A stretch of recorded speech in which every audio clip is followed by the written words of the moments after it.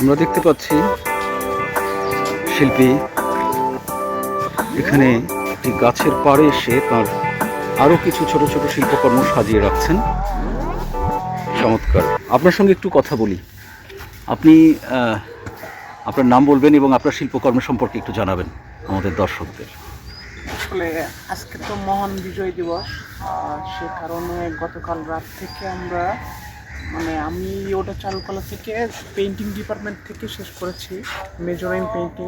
ইয়োডা চারুকলা থেকে করেছেন পেইন্টিং? 19 সালে ইয়োডা চারুকলা থেকে পেইন্টিং থেকে শেষ করেছি বিএফএ।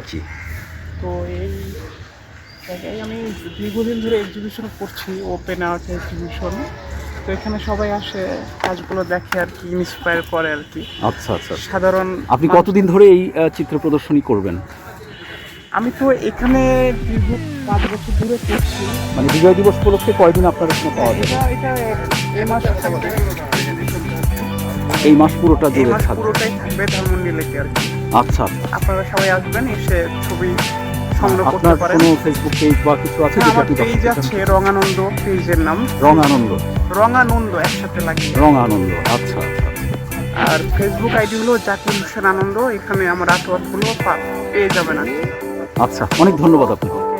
ধন্যবাদ। দর্শক মণ্ডলী, আমরা শিল্পী জাকির হোসেন আনন্দের এই চিত্র প্রদর্শনীর আরও কিছু চমৎকার নমুনা দেখে আজকে এই পর্বটি এখানে সমাপ্ত করব।